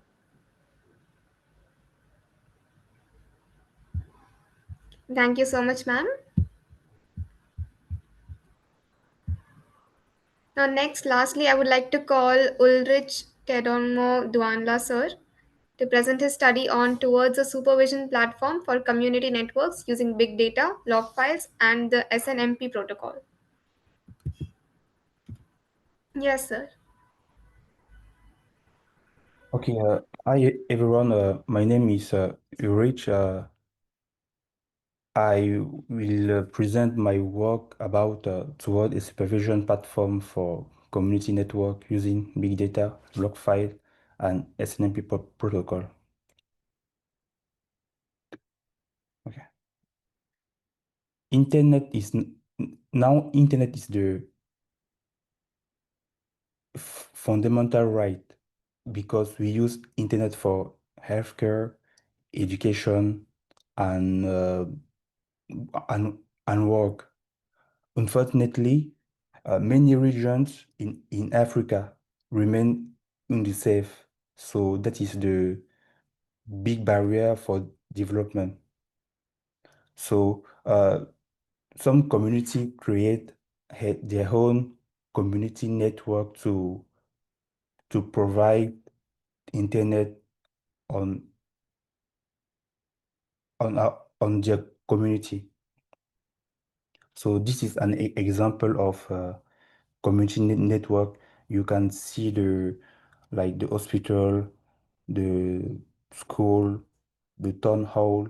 So community network is self-managed by community, is more affordable because it's cheaper than the real big network, and also is collaborative with all the people in community. But this network face many problems. First of all, we have a lack of real-time visibility into the status of network device and application. No detection before the problem happens. Is difficult to identify the failure, and also it's difficult to analyze the the log, and also we don't have this and system to alert when the problem happens. So our goal is to create a platform for real-time device monitoring using SNMP, using log files analysis to collect information on application and analyze them, process all this data using big, big data tools called Apache Pike, and also have a graphical tools to visualize all the state of the equipment, and also for alert via SMS and email, for example. In the literature review, many past research use SNMP for monitoring network equipment, block analysis to detect anomaly in application level, and big data for real-time analysis. But in past research, these research use it separately. So we have some research use only SNMP, only log data, and our goal is to combine all of these three technology to create one tools and provide more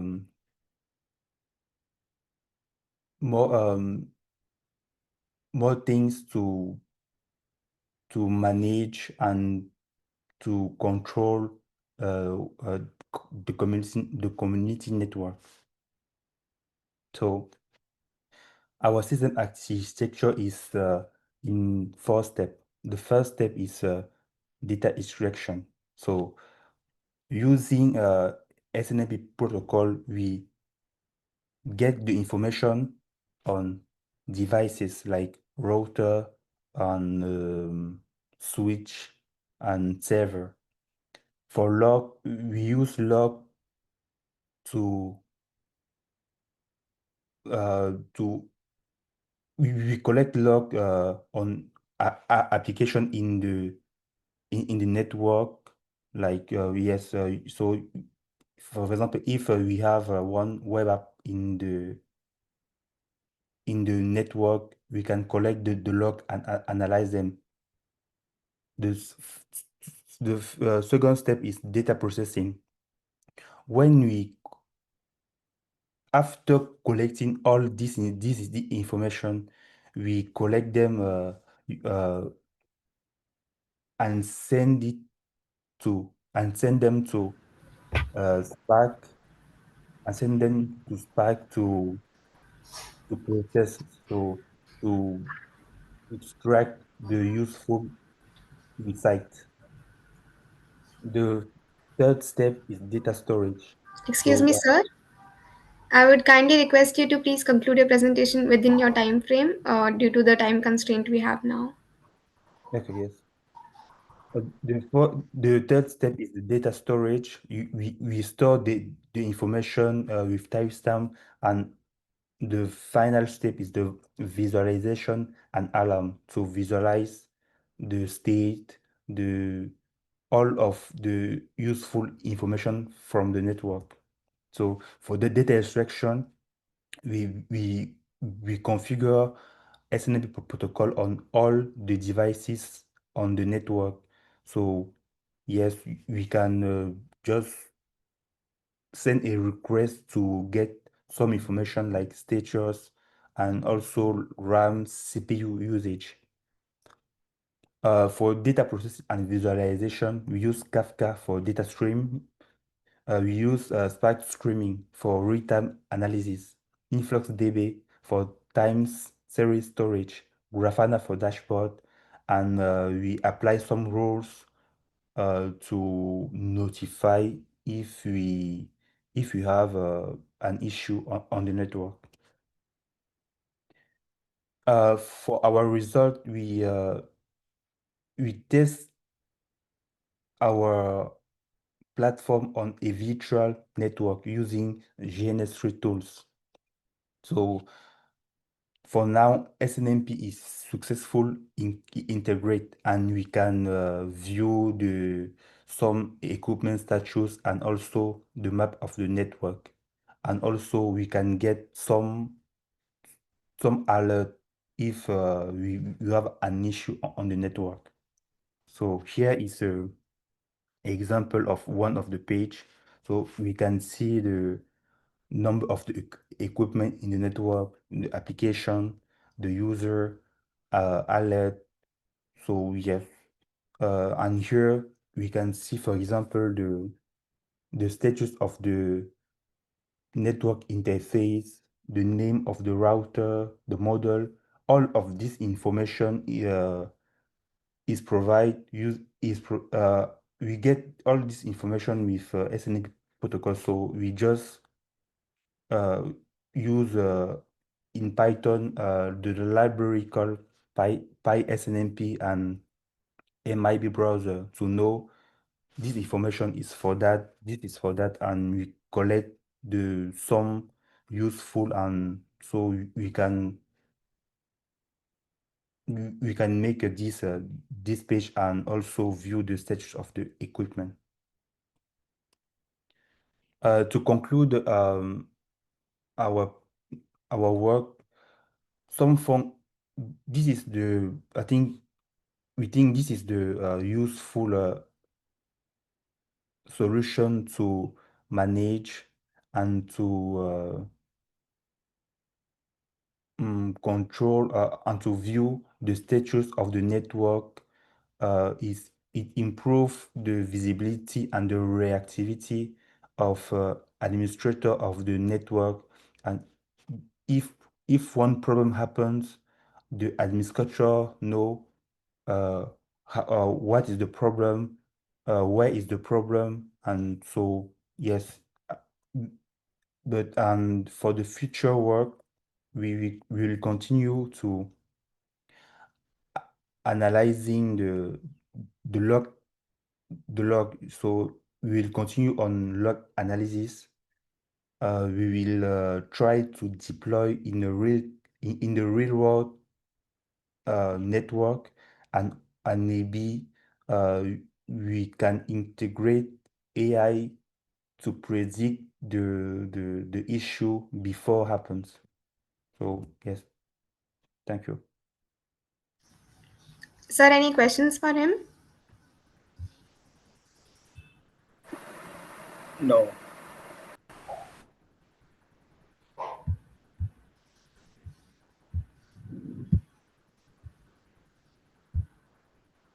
Pedro, sir, any questions for him?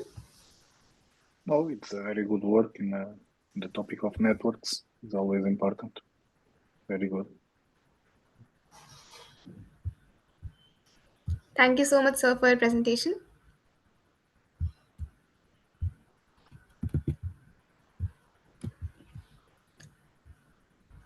Now with this we reach the conclusion of this session. I sincerely thank our authors for their excellent presentations and contribution in this session, and all our participants for being a part of this international conference. I hope this session was informative enough. We, on behalf of the whole team, thank you for the support during this 10th version and all the previous 9 versions of the conference. We will be happy to have you in the 11th version in 2026. All the presenters would be getting their digital certificates through email within 2 working days. The publication will be live within 6 to 7 months, so kindly cooperate with the team of ICTIS 2025. I also thank our session chair, Professor Pedro, for chairing the session. I'm sharing a token of appreciation on behalf of the whole team. And sir, do you have any few words as a concluding remark for us here? Yes, it's a very good session, very good papers, and related to several topics in IT. So congratulations to the organization, and also most of that to the authors for the very good work. And we expect in the next conference next year, we have the same kind of quality and diversity also. Thank you Very so good. much, sir. Thank you. I would also like to thank Professor Praveen Chopala for chairing this session. I'm sharing a token of appreciation on behalf of the team, and I request you to share any concluding remark you may have, sir. Yeah, thank you very much for giving me this wonderful opportunity. The papers have been very diverse, ranging from artificial intelligence, large language models, to policy document framing through AI, and quite a few, even the student-based feedback system development. So we have looked at diverse topics, and I congratulate all the authors for their hard work and for their commitment to share their knowledge. And as we see that we are entering the age of the artificial intelligence, we have already entered the age of the artificial intelligence, and it is time it is going to make a difference. And I believe we will all be part of it. Our contributions will be part of making the change in AI for daily use. I also thank the organizers and the moderator, Dimahi Patil, for organizing this event excellently. And thanks very much. God bless you all. Thank you, sir. I kindly request you all to switch on the camera for a quick snapshot of the virtual conference.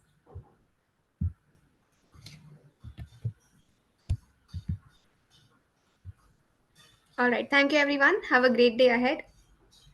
Thank you. Thank you. Thank you. Bye. Thank you. Yeah, thank you. you.